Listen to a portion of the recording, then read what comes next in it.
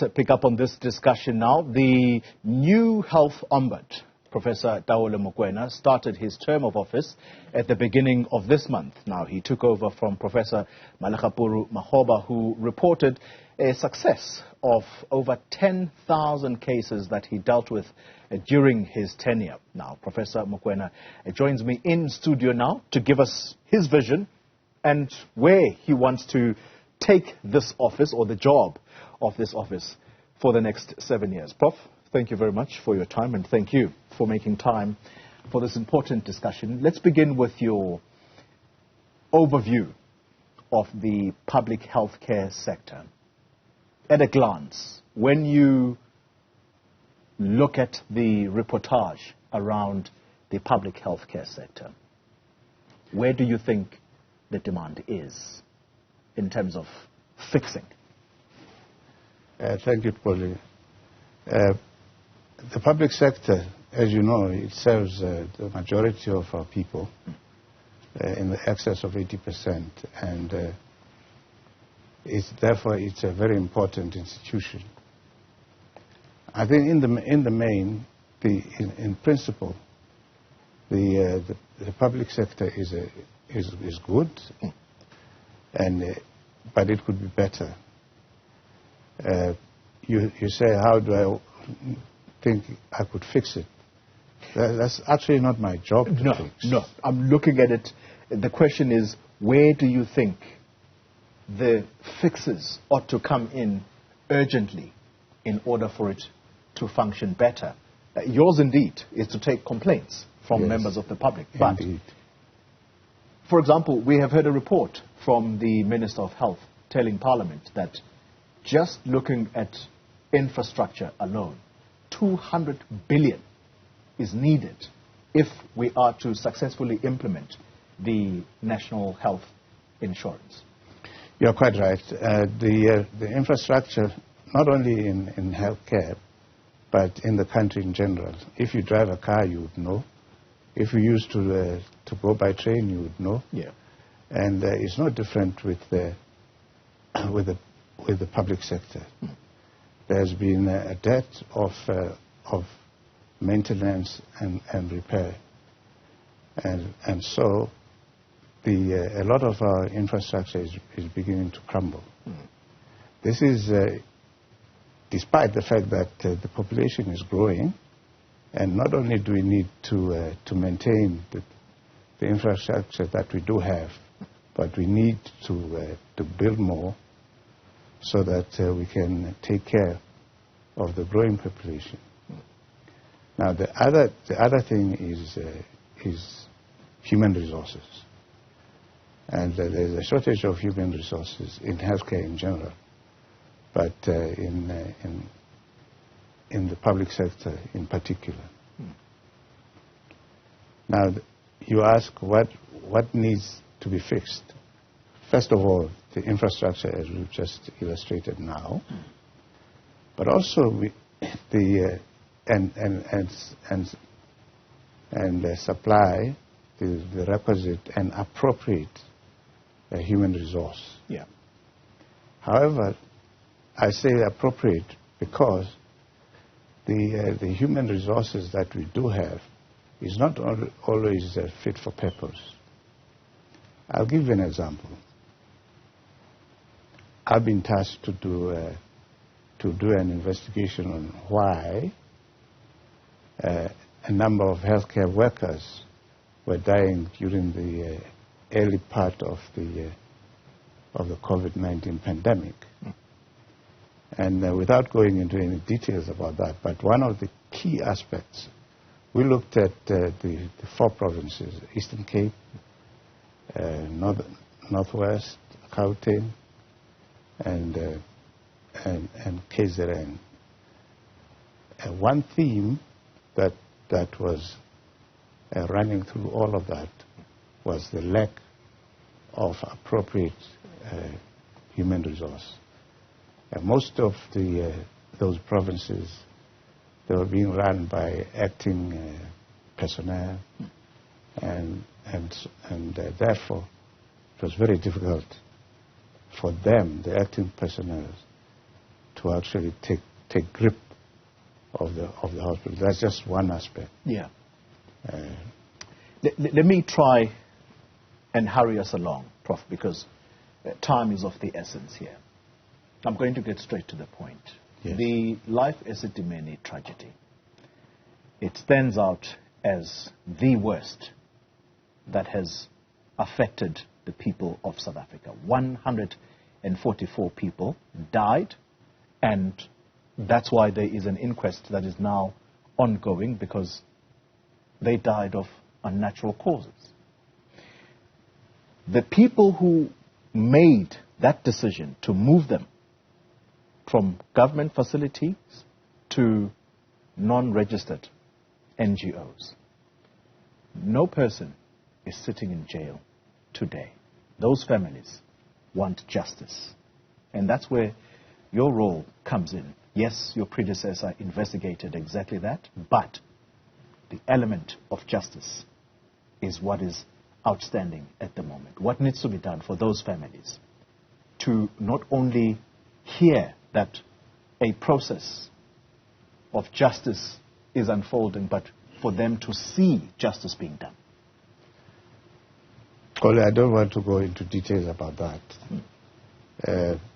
because it was not on my purview at the time. But I can express my views, not as an ombudsman necessarily, because I don't have the details of that, but apart from what I read. But in principle, I think the office of the Ombudsman did very well to uncover the wrongdoings there, and the matter was referred to the appropriate authorities, and hence not only the inquest let me start. Not only was there an inquiry, and that there's inquest processes that are going on, and no doubt after the inquest has found people culpable, then the law enforcement authorities should do their job, will do their jobs. Now you are asking about how the relatives are going to be assuaged. Yes. That's not your word; it's my word. But I think when the law enforcement and the legal processes have taken their course, they should be assuaged. And if there's compensation, material compensation that needs to happen, no doubt they can pursue that aspect through other channels. It's taken too long, though, Professor. I think that's what families, or that's what frustrates the loved ones. I understand that, and I actually sympathize with that. But this is what justice does. The wheels of justice, if they are going to be thorough and good, they grind slowly, unfortunately. Professor, your appointment, it is not without people criticizing and saying, is he really the appropriate person to hold this office? There is particularly worry over the quality of oversight and whether or not this person is going to be independent in mind as he adjudicates, so to speak, over these matters. Do you have an existing relationship with the African National Congress at the moment? Yes, I do, in the sense that I'm what do they call it? I am a member of the African National Congress. Yes. But I'm not paid up. What do you call this thing? I'm not in good standing. Right. I'm a member, but I'm not in good standing. There's a reason I asked that question, because there are these strong views that if you have a member of the governing party that is going to occupy the office of the Health Ombudsman, the ANC government, having been embarrassed by the very worst tragedy we've just spoken about, life Esidimeni, the assumption, let me actually put it this way, the inference is that you are there to protect the image of this governing ANC. How do you allay those fears? And the people who do say that are people who don't know Taole Mokoena. Anybody that knows me, they wouldn't make that inference. I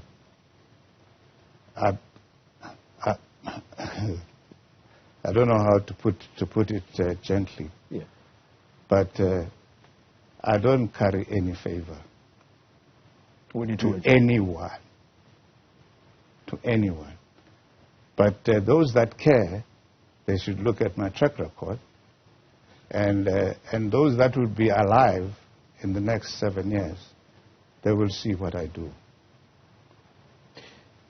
You were a former chairperson of Chancellor House. Indeed. And that's the ANC's investment arm.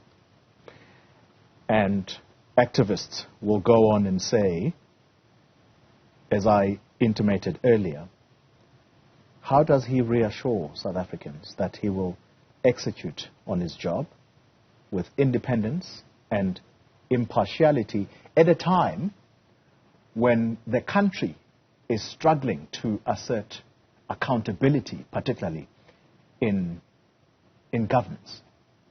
There's been so much corruption that has occurred. But one can appreciate the fact that you're very clear that you remain a member of the ANC. Yes, you may not be paid up, but your role and connection to that party, it makes them very uncomfortable.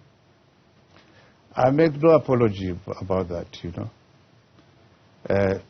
First of all, the ANC delivered. The fact that you and I are sitting in this office together, having this conversation, are the good work of the ANC. That's another matter. You ask about my role. The fact that I was chairman of Chancellor House, whether that will sully my objectivity. I've just said to you, those that know that know me and my track record, they wouldn't doubt. Although we're not here to speak about Chancellor House. Indeed. But whatever I did on Chancellor House, it was clear, overboard, and whatever I do is clear and overboard. By the way, I'm a doctor by training. I know there are some rogue doctors, but I'm not a rogue doctor, and I've been teaching doctors for a long time. Yeah.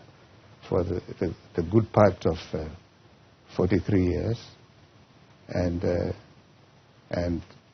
you know, ethics and fairness is my guiding light. Is that your clear message to critics or doubting Thomases out there? Of course. Let's then discuss the NHI, because I think it somewhat is going to feed into your work as to whether you get the thousands of complaints that Professor Makgoba did under his tenure when he established this office. He has expressed doubt, or concern at least, as to whether NHI can properly be implemented given the state of our public health care sector. It is a massive talking point at the moment because Parliament has passed it. It's now in the NCOP, the National Council of Provinces. And once it comes back from there, in no time, it will become law. How ready are we for a national health insurance, universal access, that is? I don't have the details about that. I keep a watching brief, but I'm not in any way involved in the planning of the NHI. However, I could tell you that the NHI is probably the best thing ever, in principle, that we could give to this country. Now, the fact that some of our infrastructure is crumbling is a concern. However, Rome was never built in one day, yeah. And no one eats an elephant in one morsel. You bite it one piece at a time. Yeah. And no doubt, the people that are going to implement the NHI, they are going to implement it in stages that they can be able to monitor. By the way, NHI is not only for public facilities. It also includes private facilities, and anyone that has had an opportunity to go to a public facility, they will know that we've got good public facilities. Now, the trick is for us to replicate what we have in the private health facilities within the public sector. In fact, we should be talking about private and public. We should talk about our national health facilities. There is the obvious resistance to that, or there is the obvious criticism. Let me not say resistance, criticism by those who have observed how things are done in the private versus the public sector. That assessment, I'm sure, it's a conversation that is going to be ongoing. Let me end our conversation on this note, Professor Mokoena. You've already mentioned that there is one aspect that you're already tasked with, and that is to investigate why so many healthcare practitioners died during COVID. I heard you correctly, am I right? Yes, you did. There's another complaint I'm sure is going to come to your table, and that is the treatment of families who are trying to gain access to their loved ones or come to see their loved ones, particularly in health facilities like the one in Tshwane, particularly where there has been a cholera outbreak. The treatment there, communities, particularly family members, are saying they're being treated shabbily by those who run that healthcare facility. What would your message be at a time of agony? Families are losing loved ones because of the cholera outbreak.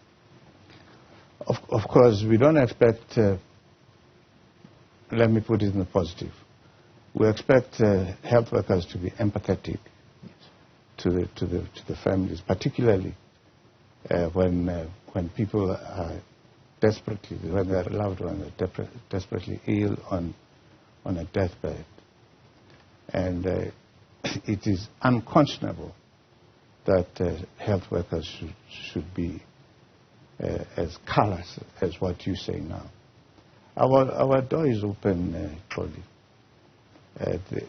They can walk in there, they can write, they can whatever they want to do to bring their complaints to us.